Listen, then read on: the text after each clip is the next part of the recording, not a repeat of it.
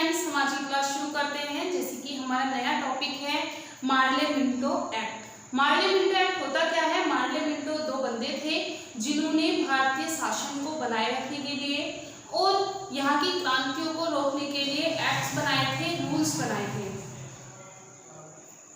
मार्ले-मिंटो act होता क्या है? मार्ले-मिंटो दो व्यक्ति थे जिन्होंने भारतीय शासन को बनाए रखने के लिए और यहाँ के उग्रवाद यानी कि यहाँ के दंगों को, फसादों को, यहाँ के दंगों को मार्ले-मिंटो दो व्यक्ति थे जिन्होंने यहाँ की उग्रवाद को रोकने के लिए, यहाँ की योजनाओं को बनाने के लिए और शासन बनाए रखने के लिए नए नए एक्ट बनाए थे। तो आज हम मार्ले-मिंटो एक्ट पढ़ेंगे। अब इसमें हम चलते हैं। जैसे कि इसमें सबसे पहले लिखा हुआ है, इसे मार्ले-मिंटो सुधार के नाम से जाना जाता है। भारतीय परिषद अधिनियम 1909 को किसके नाम से जाना जाता है? भारतीय परिषद अधिनियम 1909। इसका एक्ट का नाम क्या है? भारतीय परिषद अधिनियम 1909। इसमें क्या लिखा हुआ है? इसे मार्ले-मिंटो सुधार के नाम से जाना जाता है। यानी कि मार्ले-मिंटो दो व्यक्ति थे जिन्होंने भारतीय परिस्थितियों को सुधारने के लिए कुछ रूल्स बनाए थे, जिसके बिहाफ पर यहाँ पे जो स्वतंत्रता संग्राम था वो आगे बढ़ा था। तो मार्ले-मिंटो में क्या था? मार्ले-मिंटो दो व्यक्ति थे। कौन थे? लॉर्ड मार्ले इंग्लैंड में थे, भारत राज्य सचिव थे। अगर आपने पुराने लेक्चर पढ़े होंगे तो मैंने उसमें भारतीय सचिव के बारे में पढ़ा दिया था, तो आप वहां से चेकआउट कर लेना। लॉर्ड मार्ले क्या थे? इंग्लैंड में थे और क्या थे? भारत के राज्य सचिव थे। दूसरे थे लॉर्ड मिंटो, भारत में ही थे और क्या थे? वो भारत के वायसराय थे। ठीक है। अब उसके बाद हम आते हैं, लॉर्ड मिंटो ने इस दिन को भारतीय इतिहास का युगांतर घटना कहा था, यानी कि युगों के बाद घटने वाली घटना कहा था।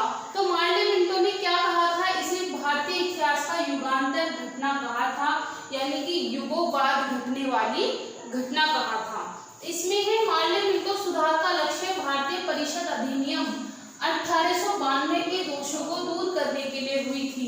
मैं लास्ट लेक्चर में आपको बताया था 1892 के बारे में। 1892 में क्या था? वहाँ पे निर्वाचन चला था और निर्वाचन में होने वाली बहुत सारी गलतियों को सुधारने के लिए क्या एक्ट बना था? मार्ले-मिंटो एक्ट बना था। अल्पसंख्यकों को खुश करने के लिए और भारत में बढ़ रहे उग्रवाद को खत्म करने के लिए क्या चलाया गया था? मार्ले-मिंटो एक्ट चला था।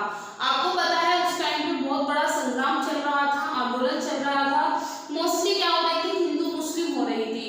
तो मुसलमानों को यानी कि मुस्लिम वर्ग को खुश करने के लिए और भारत में बढ़ रहे उग्र को खत्म करने के लिए क्या चला था? मार्ले-मिंटो एक्ट चला था।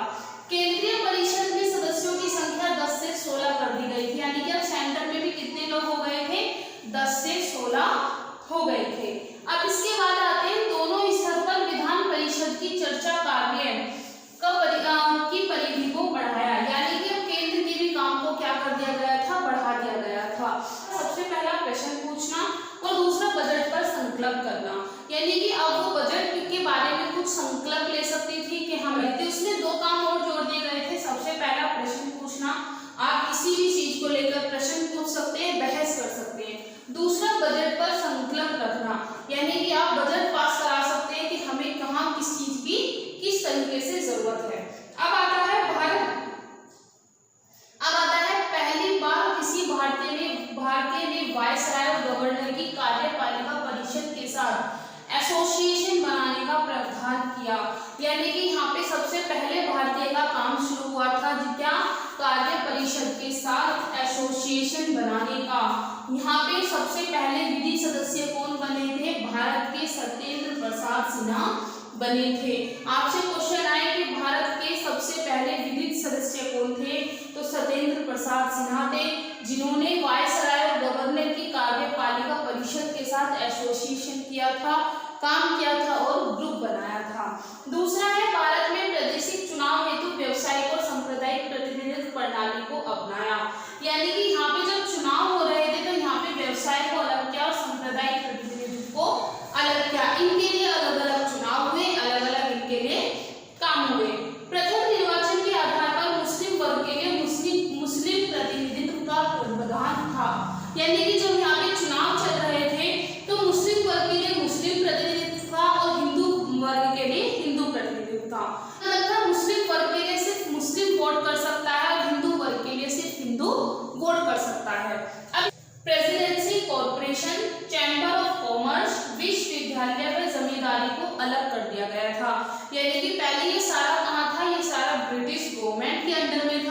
अब इन सबको क्या कर दिया था, अलग अलग कर दिया था। किस किस को अलग किया था? प्रेसिडेंसी कॉर्पोरेशन को, चैम्बर ऑफ कॉमर्स को, विश्वविद्यालय को और जमींदारी को अब क्या कर दिया था, अलग अलग कर दिया था, बांट दिया था। अब इसके बाद आते हैं, ये इंपॉर्टेंट है, लॉर्ड मिंटो को सांप्रदायिक निर्वाचन का जनक कहा जाता है। अगर आपसे पूछा जाए सांप्रदायिक निर्वाचन का जनक कौन है, तो लॉर्ड मिंटो आपके सांप्रदायिक निर्वाचन के जनक हैं। आपको एक बार फिर से रिवीजन कर लेते हैं। भारतीय परिषद अधिनियम 1909 चल रहा था, जिसे हम लॉर्ड मिंटो के नाम से भी हमारा जो एक्ट चल रहा है, वो चल रहा है भारतीय परिषद अधिनियम 1909। इसे किसके नाम से जाना जाता है? इसे मार्ले मिंटो के नाम से जाना जाता है। मार्ले क्या थे? मार्ले इंग्लैंड में भारत के राज्य सचिव थे और मिंटो भारत में वायसराय थे।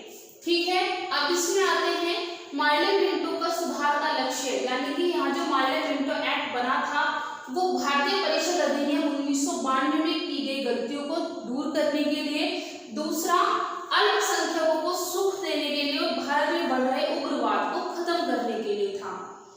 तीसरा क्या है? केंद्रीय परिषद में सदस्यों की संख्या 10 से क्या हो गई थी? 16 हो गई थी, यानी कि पहले 10 थे और अब कितने हैं? 16 हैं।